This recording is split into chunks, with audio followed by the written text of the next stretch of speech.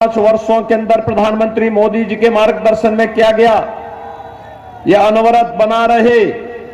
एक और ये थी योजनाएं और दूसरी तरफ सपा, बसपा और कांग्रेस के लोग वंशवाद, जातिवाद और उनकी संवेदना विकास के लिए नहीं, गांव, गरीब, किसान, नौजवान के लिए नहीं, उनकी संवेदना माफियाओं के प्रति है, आतंकवादियों के प्रति है, पेशेवर माफियाओं के प्रति है।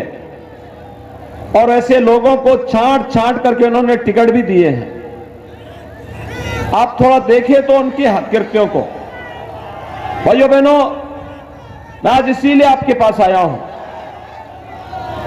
ये लड़ाई विकास बनाम विनाश की हो चुकी है। ये लड़ाई भारत के निर्माण से लेकर के भारत के उज्जवल भविष्य को लेकर के उत्तर प्रदेश के क्या भूमिका हो सकती है, इस बात को लेकर के है। और इस भूमिका का निर्वहन करने में उत्तर प्रदेश का हर नागरिक सहभागी बन सके, इसके लिए आह्वान करने के लिए आज मैं आपके पास आया हूं। मुझे आश्चर्य होता है, मोहम्मदाबाद, भाइयों बहनों, गाजीपुर, याद करिए कभी आपकी पहचान राष्ट्र रक्षा के एक विशिष्ट प्रयोजन से, महर्षि विश्वामित्र से और महाराज गांधी से हुआ करती थी। एक समय यहां के स्वतंत्रता संग्राम सेनानियों ने भारत की आजादी के लिए अपना योगदान दिया। आज भी देश की रक्षा के लिए सर्वाधिक योगदान देने वाले जवान किसी जनपद से हैं तो आपके गाजीपुर जनपद से जुड़े हुए दिखाई देते हैं। लेकिन भाइयों बहनों, पिछले कुछ दशकों से हम देखते हैं गाजीपुर की पहचान किस प्रकार से कर दी गई। पेशेवर माफिया और अपराधी आज गाजीपुर के नाम से अपनी पहचान बनाने का प्रयास करते हैं। इन पेशेवर माफिया और अपराधियों ने यहां के नौजवानों के सामने पहचान का संकट खड़ा किया है। और भाइयों बहनों, आपका मैं यही आह्वान करने के लिए आया हूं। याद करिए, आज से कुछ दशक पहले समाजवादी पार्टी की सरकार थी। एक माफिया मऊ के अंदर रामलीला के आयोजन को रोकने के लिए खुली जीप में जाता है, तमंचा लहराते हुए यादवों के घरों को, हरिजनों के घरों को, सोनकरों के घरों को, व्यापारियों के घरों को, राजभरों के गलों को जलाता हुआ, आगजनी करता हुआ, भय और दहशत पैदा करता हुआ, धमकाता हुआ आगे बढ़ रहा था। और समाजवादी पार्टी की सरकार उस माफिया के सामने कीड़े की तरह रेंग रही थी, कुछ नहीं बोल रही थी, मौन थी, मौन। याद करिए, इसी जिले में हमारे विधायक और भारतीय जनता पार्टी के वरिष्ठ नेता श्री कृष्णानंद राय और उनके सहयोगियों की किस प्रकार से निर्मम हत्या कर दी गई थी। समाजवादी पार्टी तब भी मौन थी। अपराधियों के सामने कैसे घुटने इन्होंने टेके थे, ये भी आपने वो दृश्य आज से 15 साल पहले, 20 साल पहले देखा था। और भाइयों बहनों, एक आज आप देख रहे होंगे जो 15 साल 20 साल पहले सपा की सरकार के समय तमंचा लहराते हुए, भय और दहशत पैदा करते हुए गरीबों के घरों को, व्यापारियों के घरों को, यादवों, सोनकर, बिंद, राजभर और व्यापारियों के घरों को आगजनी के हवाले करते हुए भय और दहशत पैदा कर रहे थे। आज आपने देखा होगा हमारे बुलडोजर की ताकत को।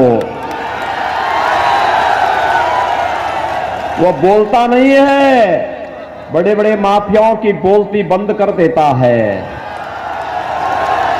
जो लोग खुली जीप में जाकर के तमंचा लहरा करके भय और दहशत पैदा करते थे, आज आप देखते होंगे बुलडोजर के सामने रेंगते हुए कीड़े की तरह आज उनको नजर आप देखते होंगे कैसे घिघियाते हैं। जो खुली जीप में जाते थे, धमकी देते थे, आज भाइयों बहनों व्हील चेयर पर कैसे जान की भीख मांगते हैं, ये भी आपने देखा होगा। और बुलडोजर कैसे अपना काम कर रहा है।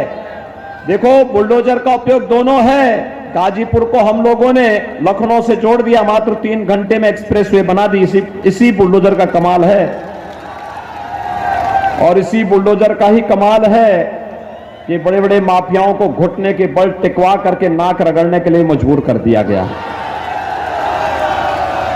एक समय था जब यहां पर भय और दहशत का माहौल था, और आज आप देखते होंगे इन माफियाओं के अवैध संपत्ति पर सरकार उन्हें जब्त करती है, अपने कब्जे में लेती है, और कब्जे में लेने के बाद जब सरकारी खजाने में पैसा आता है तो गरीबों के लिए फ्री में राशन की व्यवस्था करती है।